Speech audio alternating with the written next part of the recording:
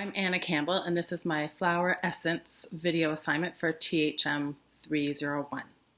Initially, I was a little overwhelmed observing plants and reading up on the correlating information. Some of the plants I was looking at I thought could have been hybrids, like it was hard to determine if they were the exact species, etc. So you really need to know your site and you really need to know your plants. That was one important learning. I learned that you must be ready to act when the plant and conditions are right.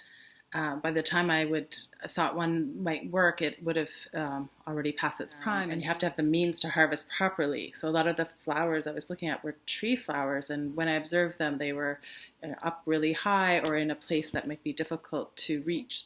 I kept waiting to sort of feel the right plant, and finally it was actually the sage that I'd planted last year. It had overwintered in my garden and came back, and it was just full of these beautiful sprays of glorious purple flowers, and there was abundance. It was beautiful.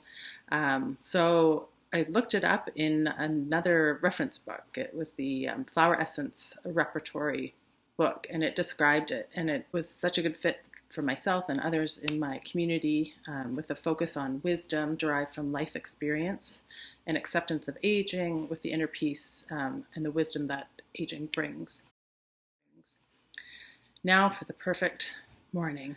I used the sun method. I borrowed a glass bowl.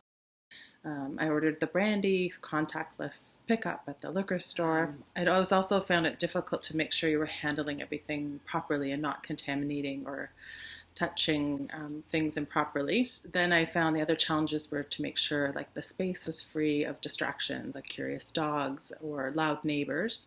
Taking the essence was really interesting. I shared it with a few friends of similar age and life stage as myself. It was common to feel a sense of like grounding and peace with my place in the world. One friend is sitting with a parent who's at end-stage cancer and found it similarly to be grounding, a solid feeling even in the face of difficulty and the unknown, sort of a peace in self-wisdom.